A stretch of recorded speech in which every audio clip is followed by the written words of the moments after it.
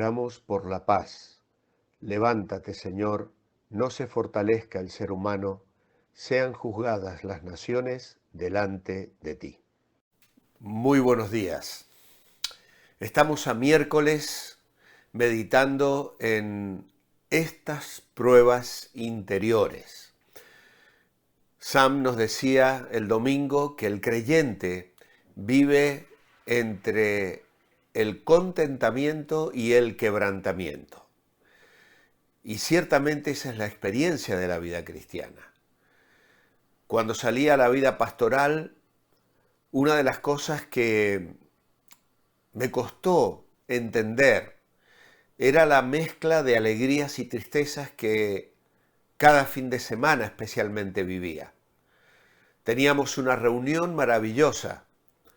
Había disfrutado de la alabanza y la adoración en el culto, una buena palabra, pero luego la tristeza de charlar con los hermanos, con las personas y escuchar victorias y derrotas, alegrías y lamentos, quejas y conflictos, y se hacía una mezcla de situaciones que me costaba digerir. Y lo compartía con mi esposa a veces regresando en el coche, después de haber compartido con los hermanos en la iglesia. A medida que los años fueron pasando y al mirar ahora hacia atrás y ver la experiencia, sigue siendo la misma. Vivimos entre el contentamiento y el quebrantamiento. Y a veces también en nuestra vida personal. Hay días de gloria, de gozo, de presencia resplandeciente del Señor. Pero a veces también hay días de sequía, de silencio, donde parece que el cielo está cerrado para nosotros. Pero qué bueno es poder entender que Dios es soberano, que está haciendo una obra y que nuestra fe no debe claudicar. Las lecturas de este día están en Isaías 57, primeramente, donde Dios habla con dureza de su pueblo. Por la iniquidad de su codicia me enojé y lo herí. Escondí mi rostro y me indigné. Pero él, rebelde, siguió por el camino de su corazón. Luego tenemos una lectura en Hebreos, capítulo 12, y el versículo 5. Y ya habéis olvidado la exhortación que como a hijos se os dirige cuando se dice: Hijo mío, no menosprecies la disciplina del Señor, ni desmayes cuando eres reprendido por Él. Otra cita más en el libro de Job, capítulo 5 y versículo 17. Dichoso aquel a quien Dios corrige. Por tanto, no desprecies la reprensión del Todopoderoso. Y finalmente, Proverbios capítulo 3 y versículo 11. No menosprecies, hijo mío, el castigo del Señor, no te canses de que Él te corrija, porque el Señor al que ama corrige, como el Padre al Hijo a quien quiere. El subtítulo de este día es El remedio equivocado. Hay un segundo aspecto cruel del evangelio falso que estamos considerando, y es que a la esclavitud de hacerles creer que las experiencias de frustración que enfrentan son señales de un cristianismo que no es el que Dios ha diseñado, se le agrega la idea de que si hay luchas o se experimenta algún tipo de fracaso, es porque falta la fe o porque no hay una verdadera consagración.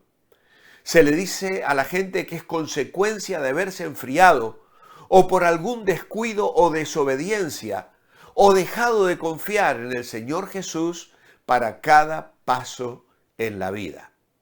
El remedio, por lo tanto, es que se descubra su error, se arrepienta y lo confiese, y que se vuelva a consagrar y que lo haga a diario para que los problemas los resuelva el Señor y se pueda vivir entonces en el mejor de los mundos.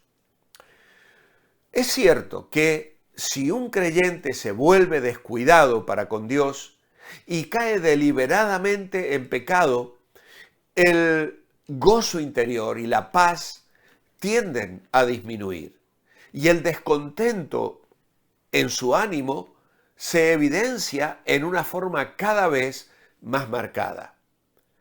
El Hijo de Dios, que por su unión a Cristo ha muerto al pecado, no puede disfrutar ni encontrar en el pecado el grado de placer que el pecado le daba antes de conocer a Cristo. Además, Dios reacciona con sus hijos que se descarrían, lo que hace que el cristiano que se descarrila, obviamente, se sienta miserable. Pero puede que no sea así. Y tarde o temprano habrá un momento en la vida de todo cristiano en que Dios le pondrá a prueba, y no como consecuencia de un pecado o por disciplina correctiva, sino porque Dios está ejercitando a su Hijo en la senda de la santidad adulta, como fue en el caso de Job, también de algunos salmistas y de los destinatarios de la carta a los hebreos. El domingo Sam, al acabar el mensaje, nos leyó un pasaje de Hebreo completamente adecuado al tema que habíamos estado tratando y que estamos desarrollando a lo largo de esta semana. Para estas personas, Dios emplea el método de exponerlos a fuertes ataques del mundo, la carne y el diablo, a fin de que su poder de resistencia aumente y su carácter como siervos de Dios se haga más firme, más estable. Todos los hijos de Dios son sometidos a este tratamiento. Es parte de la disciplina del Señor a la que somete a todo hijo que ama. Y si es esto lo que le ocurre al cristiano que se siente confundido, entonces el remedio que se sugiere resulta desastroso. Es decir, decirle que tiene que orar y confesar y pedir perdón y reconsagrarse y buscar más santidad en la vida para que entonces las cosas vayan bien, no parece ser realmente el camino que Dios propone. ¿Qué hace ese remedio? Pues sentencia a los cristianos fieles y dedicados a una vida oscura, de buscar cada día fallas inexistentes en su consagración, en la creencia de que si pudiesen descubrirlas y confesarlas, podrían entonces recuperar la experiencia de aquella inocencia espiritual que en realidad Dios quiere que abandonen, porque Dios no nos quiere mantener en el infantilismo espiritual. Por lo tanto, no solo produce regresión y falta de realidad en lo espiritual, sino que los coloca involuntariamente en pugna con el Dios que les ha sustraído el inocente brillo de la inocencia espiritual, con su enorme dosis de alegría y complaciente pasividad, precisamente con el fin de conducirlos a una experiencia más madura y adulta.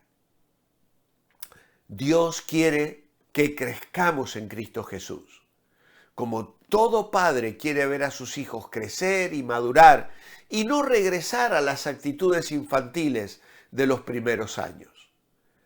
Dios no quiere que nos quedemos como niños, pero la orientación que estamos considerando aquí nos pone en una situación antagónica con Dios en este caso y nos coloca frente a un retorno a la etapa infantil como si ese fuera la mayor de las bendiciones.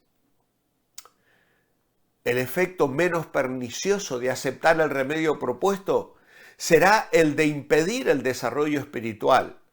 Y vamos a tener creyentes adultos pero infantiles, sonrientes pero irresponsables y centrados en sí mismo. el efecto más pernicioso entre creyentes sinceros y honestos será la introspección morbosa, la histeria, los trastornos mentales y la pérdida de fe, por lo menos en su forma bíblica. Por eso la pregunta de la reflexión en nuestro devocional esta mañana es: ¿cómo nos lleva Dios a la madurez? ¿Cuál es tu edad espiritual? En alguna ocasión os he comentado acerca de que hay cristianos que suelen decir: tengo 30 años de creyente. Pero cuando tú observas su vida, en realidad descubres que son creyentes de un año repetidos 30 veces. ¿Por qué? Porque siguen siendo infantiles en su manera de ver la vida, en su manera de enfocar la vida cristiana y su dependencia de Dios. Dios no quiere eso. Dios quiere creyentes maduros. Y para eso, precisamente, es que el Señor nos prueba. Es por eso que decíamos el domingo y volvemos a repetirlo hoy: sin dolor no hay ganador. El sufrimiento que Dios permite en nuestra vida nunca nos deja donde nos encuentra. Puede llevarnos a crecer espiritualmente, o si nos desenfocamos y caemos en la desesperación, puede dejarnos en una situación de inmadurez triste. Alguien dijo: todo lo que enseña duele. Sin sacrificio no hay gloria. Sin dolor no hay músculo, dicen los entrenadores en los gimnasios. Sin dolor no hay músculo. Hay que esforzarse, tiene que doler, para que entonces el cuerpo y el físico, los músculos, se reactiven. Os voy a dejar hoy una canción de Lily Goodman que lleva precisamente como título: sin dolor no hay ganador. Y que ella nos bendiga en esta mañana y nos ayude en la consideración de este tema tan especial. Mi oración escrita es: amado Padre, gracias por interesarte en nuestro crecimiento espiritual.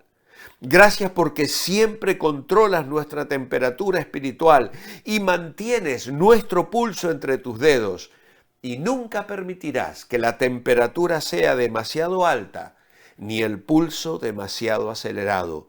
Tú nos amas y nos cuidas siempre. Gracias, Señor, en tu nombre. Amén. Disfrutad de esta alabanza. Os espero mañana. Manteneos bendecibles.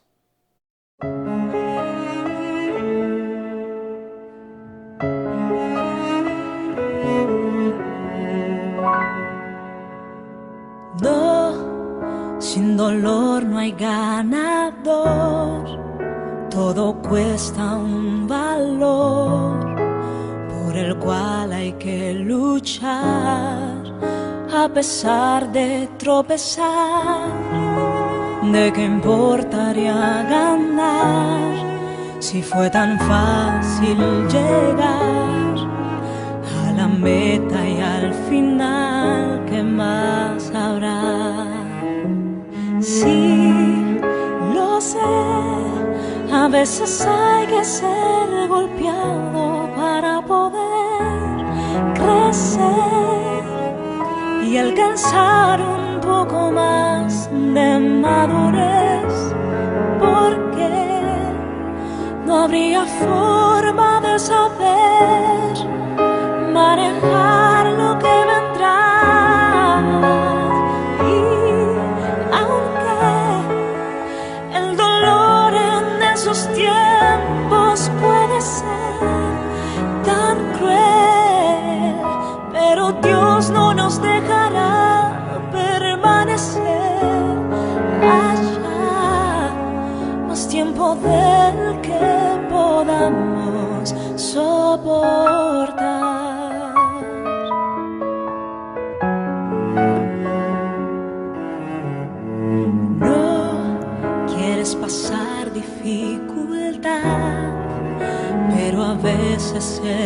servirá para despertar el don que dentro hay y salir de la comodidad que te aferra a ese lugar y a la meta con firmeza avanzar.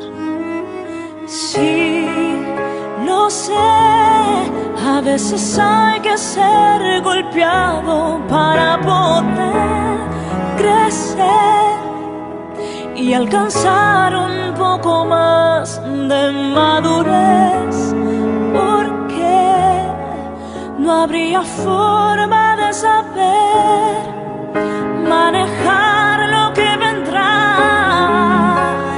Y aunque el dolor en esos tiempos puede ser tan cruel, pero Dios no nos dejará permanecer allá más tiempo del que podamos